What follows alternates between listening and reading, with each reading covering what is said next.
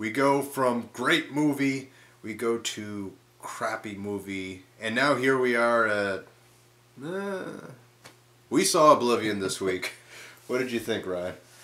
Alright, so, I heard him, I told Malcolm before we got there, I'm like, thank God we're not going to see another piece of crap movie like we did last time. Which we didn't. It definitely has a great story. A little slow through most of it, and then some more. For me, I kind of could figure out a lot of stuff what was going on beforehand. It's predictable if you watched a lot of movies. The credits give away a lot. The trailers that they've had give away a lot. Yeah, the movie, the basic plot of it is, I'm not giving away any spoilers. You find this out in 10 minutes. Tom Cruise and his partner are basically the repairmen for the entire planet. And they basically go about their business fixing up probes. Fixing. That's what we would call business fixing. And till they repairing drones that from this alien race called scabs who are destroying them. And when the drones are not from the alien race, they're from the human race. Yes. Okay. Excuse me. And I know you're still recovering from a scary movie. I understand. Yeah. And so until things start happening, so to speak, going back to those trailers, if you go by the trailers, you'll think this is an action movie. Ryan's quite right. It's really not. I would say it's slow for the first hour and 15 minutes here, or 20 minutes. It's nothing but slow exposition with a few action scenes here and there. It doesn't pick up until the last 40 that we start getting some actual action sequences, which are still at best. Like we said, it's not scary movie bad. It's actually okay, but if you're going for an action movie, probably not. If you like those movies where it's like the end of the world and like this would happen 2012 and stuff like that, the day after.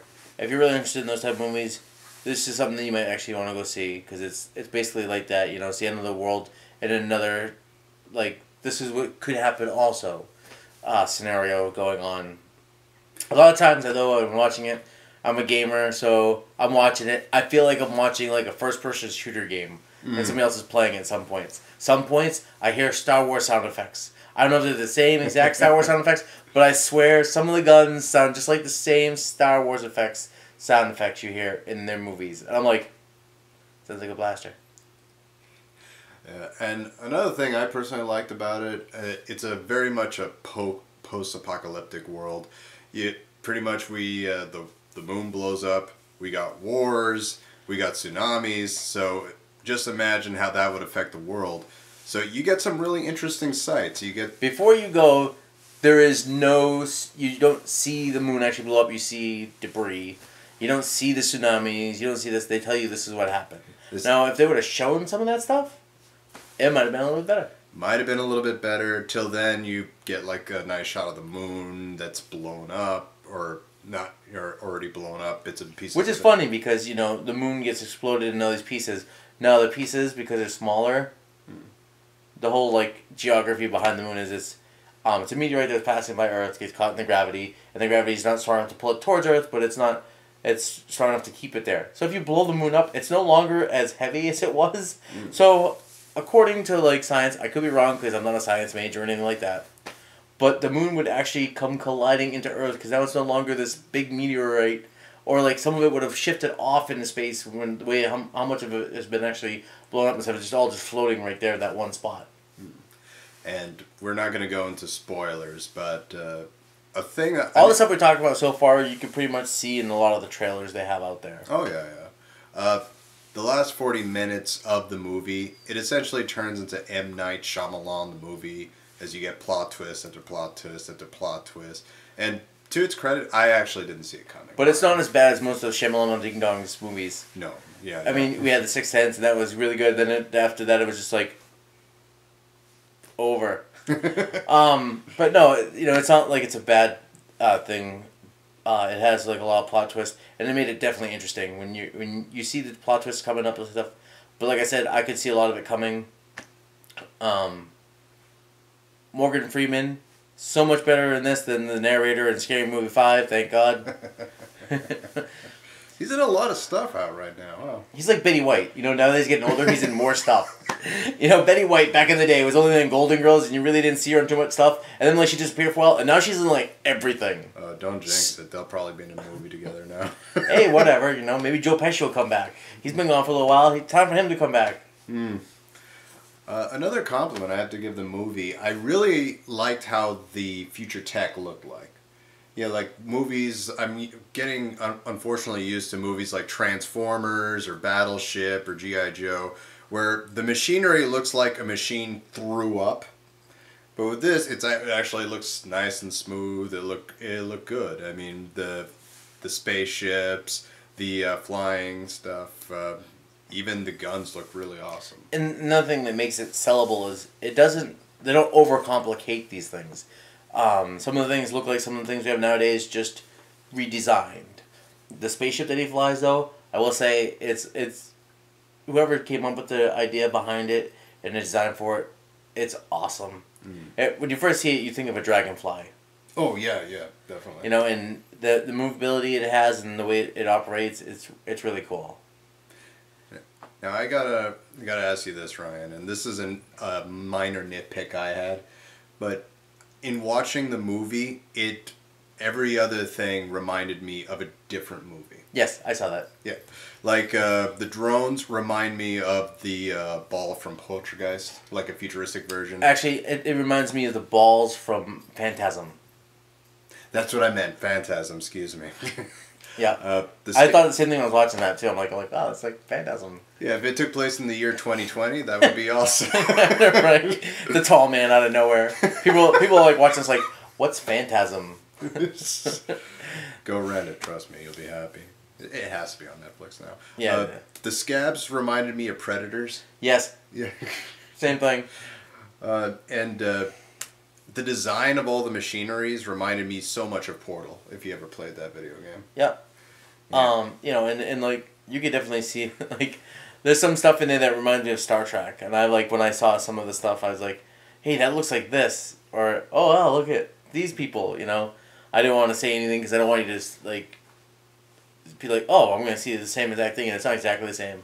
But a lot of stuff you see in it, you will make you remember other movies and TV shows and stuff like that. Which is sort of a cardinal rule, never mention a great movie in the middle of your movie. But there's a few Independent Day references I threw out there watching this too, just a heads up. Now, what'd you think of Tom Cruise's performance in this one? Again, Tom Cruise in real life, I don't know what's going on with that dude, but when it comes to movies, he's pretty good. Yeah, you know, he's one of the better actors. I think it's because he's crazy and psycho that makes him such a great actor. Because I don't think he knows exactly who he is in real life. So by playing all these other characters, it kind of makes it easier for him. I really thought he was good too. I mean, the movie was but that's not his fault. I mean, he does the best with what's going on in the movie. So yeah, I thought he was really good. Morgan Freeman for the 10 minutes that he's on was all right. No, he's on there for a little while. Not a little lot, but the acting in this was a lot better than some movies that you have out there, where you have like one or two good actors carrying like the whole crew. Mm-hmm. But no, they had a really solid cast, I think, in this one.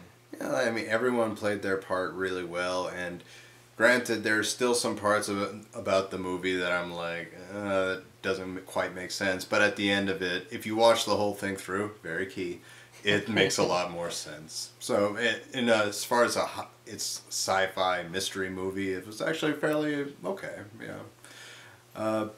Now, what would you give for like a rating on this one? Well, like I said, it's not a bad movie at all. You know, depending on what your likes are, it's something that you might actually enjoy and think it's a really great movie. My likes, I don't like the end of the world type stuff. Not that I don't think it could ever happen, because I'm sure it can. It's like, whatever, you know. Mm-hmm. At this point in time, it's like, I don't care. I really don't, you know, and it's funny how many of these movies are almost the same in certain ways. This one actually went off track from most of them, which is kind of good. And it was an overall okay movie to me, but I'm not something that I'm interested in like buying or anything like that. If someone wants to watch it, I'll watch it again. I won't go to the theaters and see it again. And it didn't hold my interest. I was bored, but not like Scary Movie where I wanted to actually get up and leave. Yeah. But no, there was a lot of it where I was just like. Yeah, I mean, I was sort of the same way too. I'm not saying I was sleeping, but I was like, what? It was like every time it was starting to lose me, it would throw and then disappear for a while. Was that like an imitation of like Men in Black Alien right there? But no, I mean, seeing the trailers and stuff like that, I was actually expecting more. But it's not a bad movie. Yeah, in my personal opinion, the acting was very top notch. I love the special effects. I love the views and especially. The only effect I hated was there's a part where one of the actors cries and they use CG tears and you could see it so bad. It's like really. Some clear eyes save you a lot of money, studio. But yeah, I mean, all that was fine. However, the movie went on. Nothing happened in it for the longest time. You get like maybe a quick 2-minute action scene here and there, and I think we got like a total of 5 altogether, and that was it. Aside from that, the movie really doesn't pick up or become too interesting until the last 40 minutes, where you're getting hit with all these storyline plot points. Other than that, I can't say I would recommend going to theaters to check out this one. You'd probably be better off waiting till it hits Redbox and just giving it a rental. Alright, folks, that does it for another edition of Malc and the Fat Kid. And again, if you do go see this movie and you really like it, we're sorry. Unfortunately, this isn't something that I'm interested in. I don't know if Malcolm's interested in the same movies. Sometimes we have the same opinions on movies. Sometimes we don't. And our tastes are different. And, your tastes are different. And that's why we asked, people to send us some of their ideas and stuff, which some people have. So we're going to actually do next week, instead of going to the movies and seeing something new, we're going to go through, because there's a few of them, so instead of me and Malcolm having to get together like every day of the week, because we don't have that kind of time, unfortunately, we're going to split up some of the movies. Some of the movies we're going to watch together, but a lot of them will probably split up just to cover as much as we can for you guys for next week's episode. Alright, yeah, we did get some suggestions. Thanks very much for movies that we could review together. So, by all means, keep sending those opinions. Leave some comments below and let us know what you think of our show. And as always, if you want us to review a movie just to see if we have the same likes you have or the same dislikes, leave it. Don't tell us if you like it or hate it. We want to give you our opinion on what we actually think about it instead of trying to make it seem like, oh, you really liked it and we thought it was trash, but we want you to kind of keep checking us out, so we don't want to be like, oh, it was a good movie. And then you're like, oh, they like the same movie I like. And then the next review, it's like total garbage compared to what you like. Alright, well, until next time, folks, we'll see you next week.